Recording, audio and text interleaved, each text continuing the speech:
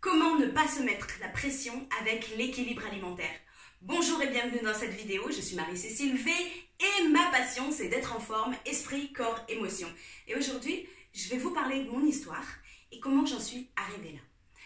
Alors j'ai grandi dans un environnement où on mangeait les produits du jardin et on avait toujours des plats faits maison et c'était un équilibre assez sain.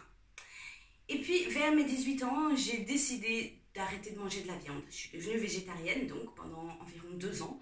Et quand je suis tombée enceinte, j'ai décidé de remanger de la viande parce que je me disais que mon enfant il risquait d'avoir des carences. Et puis au fil du temps, comme je faisais régulièrement des crises d'hyperphagie, j'ai essayé d'autres modes d'alimentation jusqu'à tomber dans une forme d'excès. J'évitais les gluten, j'évitais les laitages, je faisais super attention à ce que je mangeais, c'était uniquement du bio et ça devenait en fait enfermant. Je suis tombée dans une forme d'orthorexie. L'orthorexie, c'est le fait d'être obsédée par ce qui est considéré comme sain. Et le truc, c'est que ce soit au sein de ma famille ou avec les amis, ça m'isolait totalement.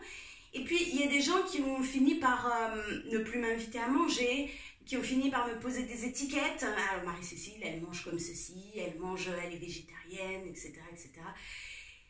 Et donc, ça n'était pas une solution. Et même pour mes enfants, j'essayais de leur imposer, de leur montrer comment manger sain, et ils le vivaient mal parce qu'ils voulaient manger comme leurs amis. Et ça, c'est tout à fait normal.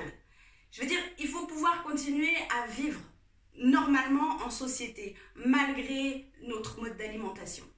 Et donc, au fil du temps, je me suis assouplie à ce sujet-là, prenant conscience que, en réalité, l'équilibre alimentaire, il ne se fait pas seulement sur un repas, ou sur une journée, ou même une semaine, mais c'est sur le mois, sur l'année, sur les décennies. Et donc, il ne faut pas se mettre la pression.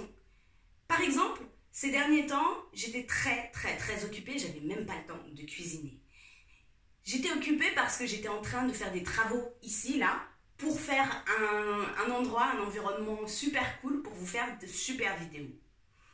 Et donc, ces derniers temps, on a pu manger des pizzas, des fast-food, des trucs un peu moins sains, mais c'est ok.